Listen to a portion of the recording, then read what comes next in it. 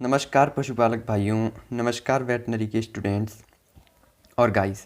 तो दोस्तों, आज की इस वीडियो को आप पूरा लास्ट तक ज़रूर देखिएगा, क्योंकि आप सभी लोगों में से बहुत सारे लोग इस बात पर कमेंट कर रहे थे कि जो इंजेक्शन लोड करते हैं हम सिरिंज में, तो इंजेक्शन को लोड करने का सही तरीका क्या है। क्योंकि जो प्रैक्टिशनर भाई है उनको काफ़ी ज़्यादा दिक्कत आ रही थी इंजेक्शन को लोड करने के लिए, क्योंकि जब वो इंजेक्शन लोड करते हैं या तो बहुत ज़्यादा एयर बबल्स बन जाते हैं, ठीक है, या फिर जितनी मात्रा में उन्हें सिरिंज में इंजेक्शन चाहिए, जितने ml में चाहिए, तो उतनी मात्रा में वो नहीं भर पाते हैं, ठीक है।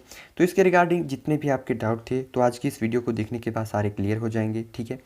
तो गाइज़, एक तो आप इस वीडियो को पूरा लास्ट तक देखिएगा, और चैनल को आप सब्सक्राइब करते नहीं हैं तो इसलिए चैनल को सब्सक्राइब करें और बेल आइकन को प्रेस करें और वीडियो को दोस्तों के साथ शेयर करें, ठीक है।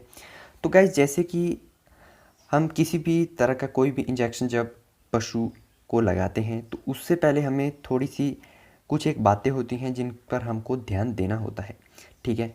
तो सबसे पहले हमें ये देखना होता है कि कौन सा इंजेक्शन हम किस बीमारी के लिए पशु में उपयोग में लाते हैं। तो एक तो हमें इसका पता होना चाहिए। तो गाइस, जैसे कि ऑक्सीटेट्रासाइक्लिन इंजेक्शन है, तो इसे हम बहुत सारे चीज़ों में पशु में इस्तेमाल में लाते हैं, जैसे कि फ़ीवर हो गया, या फिर पशु में क्या होता है कि कई बार वायरल इन्फेक्शन हो जाता है, बैक्टीरियल, तो उन सभी कंडीशन में पशु में हम एंटीबायोटिक तो लगाते ही हैं, ठीक है।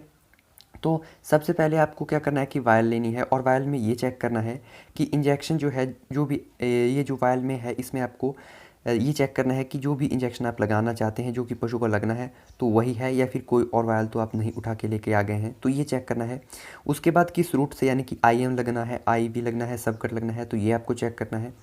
और दोस्तों, किस डोज़, कौन सी डोज़ किस पशु को लगनी है। जैसे गाय को अगर हम ऑक्सी की बात करें, अगर 300 kg की गाय है, तो इसको हम 30 ml इंट्रामस्कुलर लगाते हैं, 15 ml नेक के एक साइड और 15 ml नेक के दूसरी साइड, ठीक है। और डीप इंट्रामस्कुलर इसको हम लगाते हैं, और IV भी लगाते हैं, क्योंकि जब पशु को हम इसको IM लगाते हैं तो ये बहुत ज़्यादा पशु इरिटेट इससे होता है। तो दोस्तों, जलन ये पशु में करता है। तो इसके अलावा आपको इसमें जो इंडिकेशन दी होती है, कंपोजिशन दी होती है, ये सब कुछ आपको चेक करनी है। और ये भी चेक करना है कि क्या इसकी जो डेट है वो डेट कहीं एक्सपायर तो नहीं हो गई है। तो ये सब चीज़ें आपको वायल में चेक करनी है। और जैसे कि अब हम बात करते हैं, तो ये जो सिरिंज और निडल है, ठीक है, तो ये भी आपको चेक करनी है। आप छोटा पशु है तो उसके लिए आप छोटी सिरिंज और निडल का इस्तेमाल कर सकते हैं, बड़ा पशु है तो उसके लिए आप बड़ी सिरिंज का इस्तेमाल कर सकते हैं। तो गाइस, जैसे हम कैटल को अगर ऑक्सी लगाते हैं, तो उसके लिए जो है हम बड़ी सिरिंज होनी चाहिए, और जो 18 गॉज की निडल है उसका जो है हम उपयोग में लाते हैं उसको एनिमल्स में। तो इसमें क्या है कि जो ये आप भाग देख रहे हैं जिसको कि कवर लगा हुआ है आगे वाला, जो ये निडल है, तो इसको कभी भी आप अपने हाथ से टच नहीं करना है। इससे क्या होता है कि एनिमल में जब हम इसको डालेंगे, ठीक है, तो वहाँ पर इन्फेक्शन होने का खतरा रहता है, ठीक है। तो आइए जानते हैं कि किस तरह से हम जो है वायल से इंजेक्शन को हम सिरिंज में लोड करते हैं, तो किस तरह से हम कर सकते हैं। तो दोस्तों, ये हमारे हाथ में नीडल और सिरिंज है, नीचे जो है हमने इंजेक्शन को रख दिया है। तो इसको भरने का सही तरीका क्या है कि सबसे पहले तो आपको क्या करना है कि ये जो कैप लगी है नीडल के ऊपर, ठीक है, तो इसको कुछ इस तरह से निकाल लेना है, ठीक है फ्रेंड्स। निकालने के बाद इसको हमने साइड में रखना है, ठीक है। फिर हमको कुछ इस तरह से जो है सिरिंज को पकड़ना है, ठीक है। और फिर हमने ये जो वायल है, ठीक है, वायल को हमने कुछ इस तरह से अपने हाथ में लिया, ठीक है।